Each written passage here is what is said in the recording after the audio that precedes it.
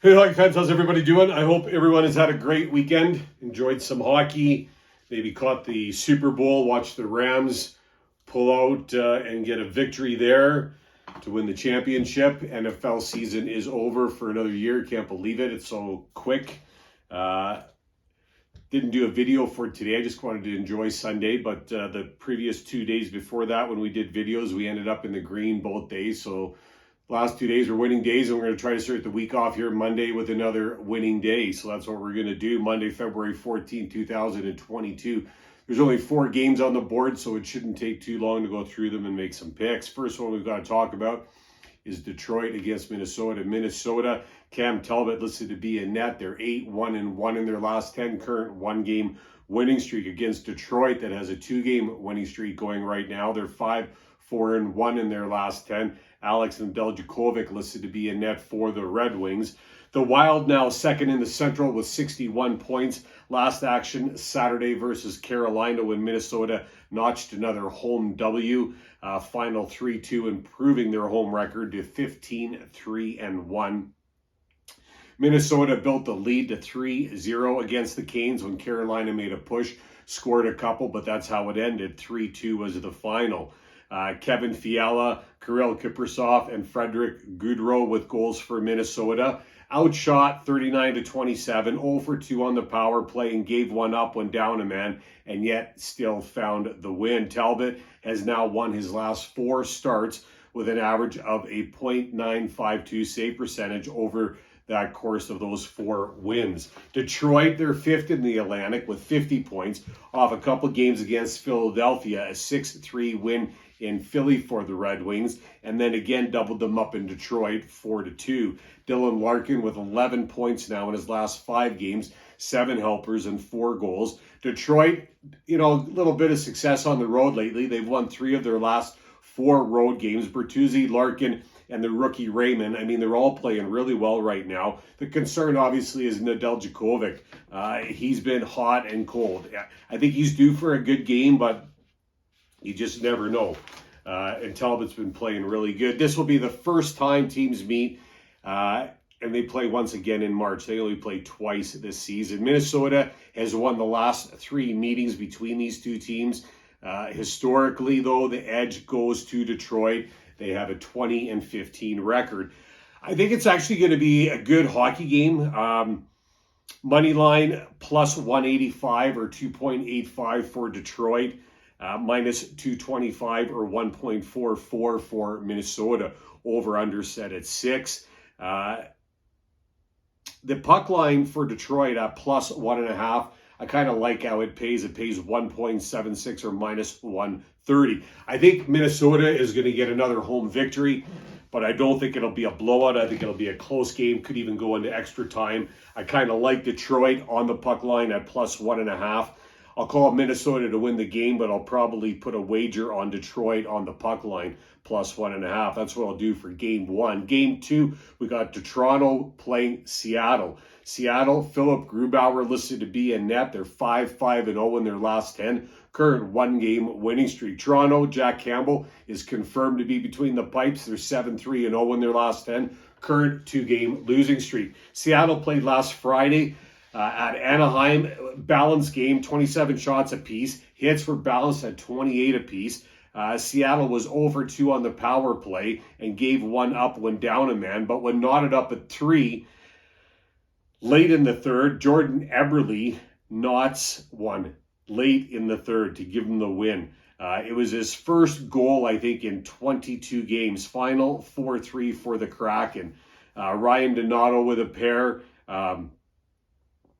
Vince Dunn also finding the twine. Grubauer, he's slotted to play in this game against Toronto, and that's definitely a concern. It doesn't give me a ton of confidence with the way he's been playing this year, especially going against a Toronto team that's lost 2 in a row, and they're going to come out hard. The Leafs' last game was a 3-2 loss at Vancouver on Saturday. Toronto peppered Demenko with 53 shots, but only 2 found the net. Leafs were 2 for 3 on the power play and held Vancouver to 1 for 5 when they had the man advantage. Austin Matthews now 7-game point streak, and 5 of those games were multiple point games.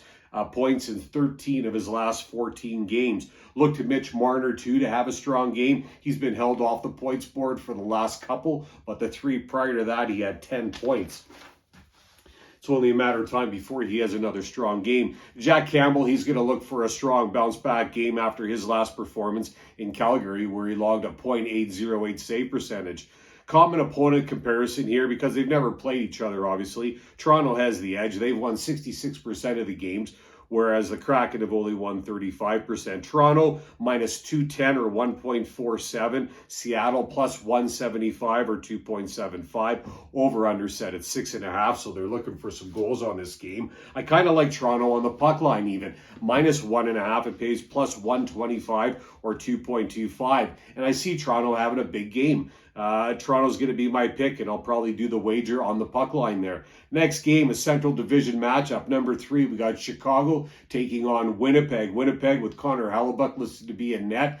3-5-2 in their last 10. Current 1-game winning streak. Marc-Andre Fleury in net for Chicago, who are 2-6-2 in their last 10 with a current 1-game losing streak. The Jets, they sit 6th in the Central with 48 points and now a 3-game point streak. Played Saturday at Nashville to finish a road trip with a 5-2 win. Winnipeg fell by 2 goals. They were down 2-0. Then they rallied hard and scored 5. Blake Wheeler with a big game. He got 2 goals and a helper on each of the other 3. Mark Scheifele, Kyle Connor, and Pierre-Luc Dubois all getting the other goals. Hellebuyck with a solid outing, stopping 34 of 36, a .944 save percentage. Chicago right behind the Jets in 7th, but with 41 points. They played Saturday against St. Louis and lost 5-1. Dylan Strome with the lone goal for Chicago. The Hawks outshot 31-16, out hit 25-17. Marc-Andre Fleury with a rough night,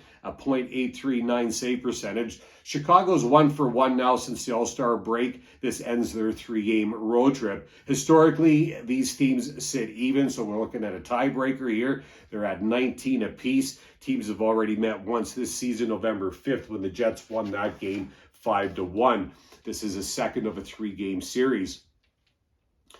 I think Winnipeg should comfortably extend their game point streak here to 4. I mean, they've got points in the last 3 now, which is awesome for the Jets. Money line plus 140 or 2.4 for Chicago, minus 160 or 1.62 for Winnipeg. Over under set at 5.5. I like the Jets to win this game, and I also like the over. The over pays 1.83 or minus 120. So I'll take the Winnipeg Jets and I'll take the over there. Last one, we got a Pacific Division matchup.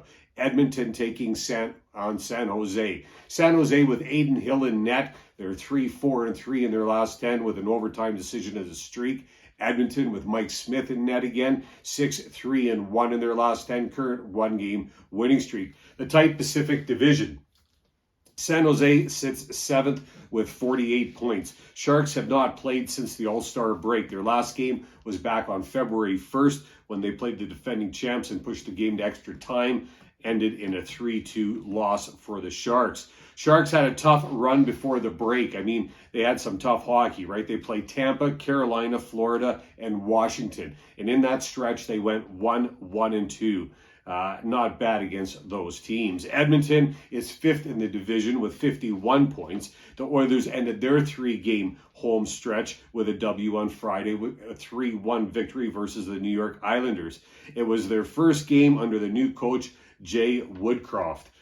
Good hockey game. Shots 38-36 in favor of New York. Hits 29-28 in favor of New York. Puck drop battle 50% apiece. Each team able to convert once with the man up. Mike Smith with one of his best performances of the season by far. I watched a good part of the game, and I mean, he was just standing on his head. This is a first meeting of this 4-game series between these teams. Money line minus 140 or 1.71 for Edmonton. Over under set at 6. Plus 120 or 2.2 for the San Jose Sharks. Edmonton, this is a second game under new coach. And I know the Oilers have had a few changes lately, and Evander Kane in the lineup. I think he's getting more comfortable. I think he's got 4 points in the 6 games he's played so far, which is great. It'll be interesting, right? I think Edmonton's going to win that game. I'm going to make Edmonton my best bet. I'm going to go 10 on Edmonton to win on the money line. Then I'm going to do a parlay where I'm going to go Winnipeg on the money line, and I'm going to go Toronto on the puck line -1.5, and I'll go 3, 3, and 3 there. I'm going to go Detroit +1.5, a single bet. I'll do 5 there, and I'll go Chicago, Winnipeg over 5.5. And I'll do 5 on that wager as well. So Chicago, Winnipeg over 5.5. Detroit puck line +1.5. Both of those bets I'll do 5 apiece. And then the parlay, I'll go Winnipeg money line, Toronto puck line -1.5. I'll go 3, 3, and 3 there. And the best bet I'll do 10 on Edmonton to win the game. Edmonton to beat the Sharks, Winnipeg to beat Chicago, Toronto to beat Seattle. And then, yeah, I just keep tossing. I'm a big Minnesota Wild fan. I think Minnesota's going to win that game, but I think it'll be a 1-goal game.